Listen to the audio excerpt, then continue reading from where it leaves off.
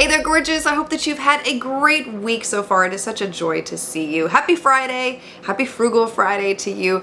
Today I am investigating a dupe for the Charlotte Tilbury Airbrush Flawless Setting Spray. And that dupe, potential dupe, is from Sephora with their makeup setting spray. I'm going to be comparing these two side by side on the face today, giving you a very thorough wear test, and I will let you know, can you save some money and possibly get something better? Before I apply the setting sprays, I'll share with you what I applied on my face today so you can see what I'm testing underneath the setting sprays. For the under eye area, I used the e.l.f. Flawless Brightening Concealer. For the foundation, I used Neutrogena's Sensitive Skin Serum Foundation. For the powder today, I used Revlon's Blurring Powder. And then for contour, I used the NYX Wonder Stick. And my blush is from Tilbury. Charlotte Tilbury. It's one of the new blush wands in the shade Peach Pop.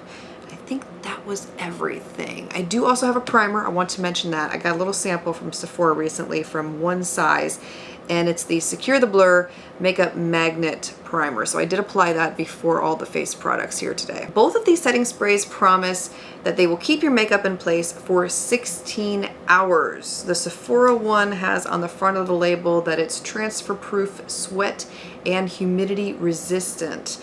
Tilbury didn't really say anything like that from what I can recall.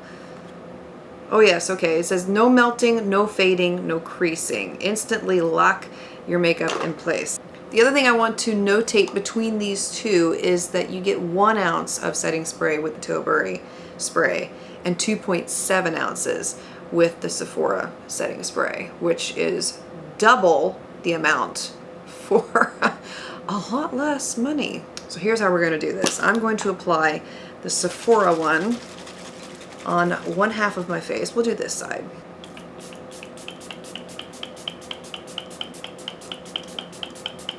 Lovely, no scent, very fine mist to it, easy to apply. Looks, everything so far pretty good. Love that there's no scent. Why do we have to put scents in setting sprays? I mean, just leave the stink for something else. I don't want stink. On this side, Charlotte Tilbury. Okay, here we go.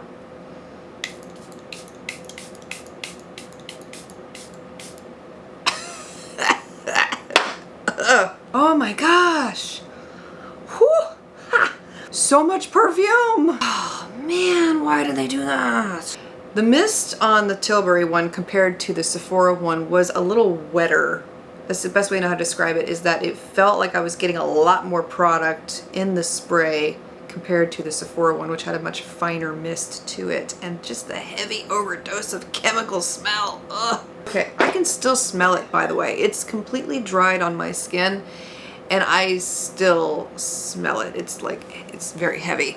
If you look at my face now, it's dried. I do have more of a dewy finish now than I did before because, you know, the powder was very mattifying. So it's nice to see that it adds some luminosity to the skin.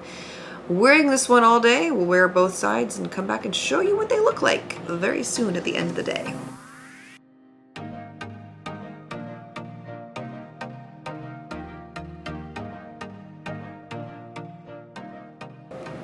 End of the day check-in for you here. It's been a total of 9 to 10 hours, somewhere in that range, and you can see what both sides look like at this point. A lot of shine breakthrough on the Tilbury side.